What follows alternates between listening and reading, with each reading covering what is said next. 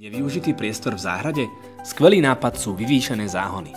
Drevo je síce skvelý materiál, ale aby vydržal dlho, je potrebné ho ošetriť lazúrou. Použite netoxickú, ktorá neobsahuje biocídy a nanášajte v 2 vrstvách.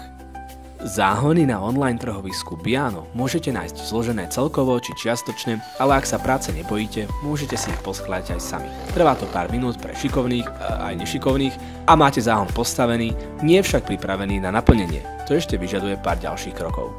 Keďže chcem medzi nové a staré záhony postaviť aj oblúky na popínavé rastliny, musím vymerať správnu šírku priestoru a záhony zarovnať. Drobné úpravy a môžeme pokračovať. Je dobré záhony dať do vodováhy a to si vyžiada aj trošku namáhavejšej fyzickej práce, opätovné meranie a zaskopanie, ktoré nie je vždy zábavné, hlavne keď ako ja máte v pôde veľa koreňov. Avšak teraz to už bude fajn. Na oblúk potrebujem 140 cm, bude mi dobre slúžiť na popínavé rastliny.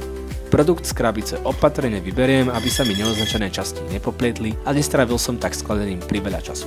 Tento oblúk má veľmi ľahkú konštrukciu a skladá sa jednoducho. Budem cez neho ale musieť hodiť sieť, aby mi po ňom vedela zelenina v pohode rásť. Po chvíľke nekonečného šrobovania z oboch strán je oblúk ready. Tento má výšku 240 cm, takže sa dá dostatočne hlboko zapichnúť, aby stál pevne v zemi.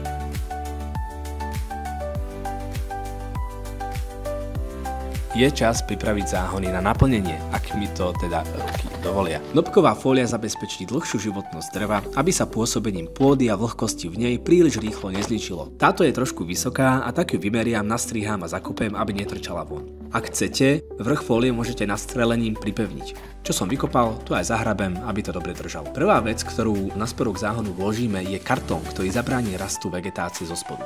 Do spodnej časti záhonu naháčte všetky kusy dreva a konáre, zelený odpad, ktorý sa vám na záhrade kopí a chcete sa ho zbaviť. Potom môžete pokračovať v naplňaní, tentokrát kompostom. To je najlepší substrát, ktorý môžete použiť. Do vrstvy nad konáre je vhodné dať aj menej rozložený kompost a pekne ho zapraviť, nech je v záhone rovnomerný. Do vrchnej časti dávame už jemnejší kompost. Ďalej už môžeme rovno sadiť. A takto je jednoducho, môžete mať aj vy svoju vysnívanú záhradku, či už vo vnútrobloku alebo na záhrade. Pestovaniu zdar!